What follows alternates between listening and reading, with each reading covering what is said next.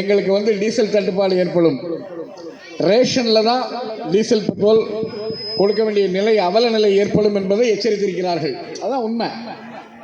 நாளை மறுதினம் யாரும் வாகனத்தில் செல்ல மாட்டார்கள். தமிழ்நாடு காங்கிரஸ் கமிட்டி தலைவர் செல்வப்பிரந்தை அவர்கள் நாளை ஒரு போராட்டம் வைத்திருக்கின்றோம். நாங்கள் ஆர்ப்பாட்டமாக தான் வைக்கலாம்னு நினச்சோம். நாடு வேகமாக சீரழியதை பார்த்து இது ஆர்ப்பாட்டம் போதாது, ரயில் மறியல் வேண்டும் என்பதற்காக நாளை ஜங்ஷனில் நிற்க வேண்டிய ஆர்ப்பாட்டம் எக்மோர் ரயில்வே ஸ்டேஷனில் 3 மணிக்கு தொடங்கி 5 மணிக்கு ரயில் மறியல் போராட்டம் வைத்திருக்கின்றோம். உங்கள் எல்லாருக்காகவும் நாளைக்கு நம்முடைய சகோதரர் செல்வம் அவர்களும் திருமதி செல்வம் அவர்களும் இந்த நேரத்திலே சிறையில் இருப்பார்கள் என்பதை நான் தெரியப்படுத்திக் கொள்கிறேன். உங்களுக்காக சிறையில் இருக்க தயாராகி கொண்டிருக்கின்றார்கள்.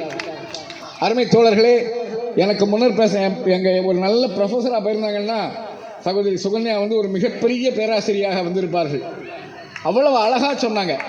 மேடையில் எவ்வளவு நேரம் பேசுகிறோங்கிறது முக்கியம் இல்லை, நம்ம பேசுறது எந்த அளவுக்கு ரீச் ஆச்சு, நான் சொல்ல நினைக்கிற விஷயம் எந்த அளவுக்கு அவர்கள் மனதில் பதிந்ததுங்கிறதா முக்கியம். ரொம்ப அழகாக பாடம் எடுக்கிற மாதிரி சொன்னாங்க. நிறைய விஷயங்களை நல்லா சொன்னாங்க. நமக்கெல்லாம் அதாவது கரையான் இருக்கு இல்லையா, அது புத்து எடுக்கும். கருநாகத்துக்கு புத்து எடுக்க தெரியாது. ஆனால் கரையான் புற்றெடுக்க கருநாகம் குடியிருந்ததை போல என்பார்கள். இதுதான் இன்னைக்கு இந்தியாவில் நடக்குது. முத்தழகு பேசும்போது சொன்னார், எத்தனை ஆலைகளை நீங்கள் உற்பத்தி செய்தீர்கள்? பிஜேபி மேடை போட்டு நாளைக்கு சொல்ல முடியுமா?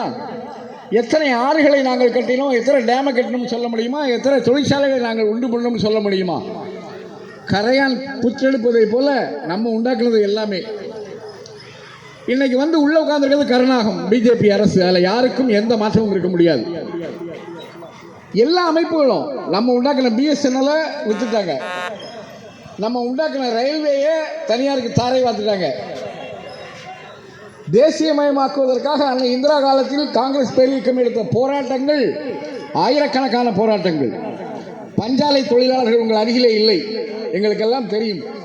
தமிழகம் முழுவதும் உள்ள தேசிய பஞ்சாலை தொழிலாளர்களை கேட்டால் அவர்கள் எந்த நிலையில் இருந்தார்கள், அரசிடமிருந்து அந்த பஞ்சாலையை தனியாரிடமிருந்து போராடி பெற்று அரசுமயமாக்குவதற்கு காங்கிரஸ் பேரியக்கம் என்ன பாடுபட்டது என்பது தெரியும். அப்படியெல்லாம் நான் சேர்த்த நம்முடைய எல்லா சொத்துக்களையும், பிஎஸ்என்எல் ரயில்வேலாம் அதுக்கு உதாரணம், எல்ஐசி எவ்வளோ பெரிய நிறுவனம், இதையெல்லாம் தனியாருக்கு மீண்டும் கொடுக்கிறார்கள். ஏன்னா தனிநபர் லாபம் அடைந்தால் போதும் என்பதிலே பாரதிய ஜனதா அரசு மிகவும் தெளிவாக இருக்கிறது. இந்த தேசத்தை உருவாக்குவதற்கு கட்டமைப்பதற்கு நாம் பட்ட பாடு நமக்குத்தான் தெரியும், காங்கிரஸ் பேரியக்கத்திற்கு தான் தெரியும். ஆரம்ப நிலையில் நாம் நிற்கின்றோம். இன்று முதல் நமக்கு கஷ்டம் ஆரம்பிக்க போகிறது. இன்னும் 2-3 நாட்களில் 800 ரூபாய்க்கு இருந்தால் 1100 ரூபா ஆக்கிட்டாங்க. இன்னைக்கு 128 ரூபா விலை கொண்டிருக்காங்க. இவ்வளோ பெரிய இதில் காரணம் என்னன்னா, இந்த அரசுக்கு, மத்திய அரசுக்கு யார் எப்படி போனாங்கிறத பற்றிலாம் கவலை இல்லை. இவ்வளவு பெரிய பஞ்சத்திலையும் இவ்வளவு பெரிய கொடுமையிலையும் இவ்வளவு பெரிய தாக்கம் வரும் என்பதை தெரிந்த பிறகும் அம்பானிக்காக 128 ரூபாயை ஏற்றி இருக்கிறார்கள்.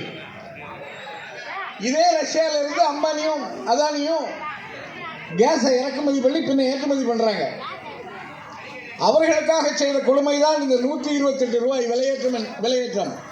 ஆனால் சாமானிய மனிதர்களுக்கு இது எவ்வளவு பெரிய சுமை, எவ்வளவு பெரிய பாரம் என்பதை பற்றி இந்த அரசு என்றுமே கவலைப்பட்டதும் இல்லை, கவலைப்பட போவதும் இல்லை. அதனால் தோழர்களே, ஏறத்தாழ கூட்டம் ஆரம்பித்து 3 மணி நேரம் ஆகிட்டீங்க. என் சகோதரியை போன்றவர்களெல்லாம் உள்ளங்கை நெல்லிக்கனி என்று கூறுவார்கள். அதை போல தான் கூற வந்ததை, இந்திய தேசம் எதை நோக்கி செல்கிறது என்பதையும், இந்த மத்திய அரசு இந்தியாவை எங்கு கொண்டு நிறுத்துவதற்காக போராடி கொண்டிருக்கிறது என்பதையும் மிக தெளிவாக கூறிவிட்டார்கள். இதற்கு மேல் இந்த கூட்டத்தில் அதிக நேரம் எடுத்துக்கொள்ள வேண்டாம் என்பதற்காக இன்று பேசி இன்றோடு செல்பவர்கள் நாம் வாழ்வில் எப்போது துயரம் ஏற்பட்டாலும், எப்போது கலவரம் ஏற்பட்டாலும், எப்போது துயரம் ஏற்பட்டாலும் உங்களோடு நிற்போம் என்ற நம்பிக்கையிலே இன்று இதோடு முடித்துக் கொள்கின்றோம். ஒரு விஷயத்தை மட்டும் மிகவும் தெளிவாக நான் பதிவு செய்ய கடமைப்பட்டிருக்கின்றேன். இந்தியாவை இழிநிலைக்கு தள்ள வேண்டும் என்பதுதான் பாரதிய ஜனதாவின் குறிக்கோள். அதில் அவர்கள் வென்று விட்டார்கள். இதுக்கு மேலே இன்னைக்கு வந்து முக்கியமான கீதம் போன்ற ஹோட்டல்கள்லாம் இன்னைக்கு மத்தியானம் வந்து ஒரு நிலை நீங்கள் உங்களுக்கு தெரிஞ்சிருக்காதுன்னு நினைக்கிறேன்.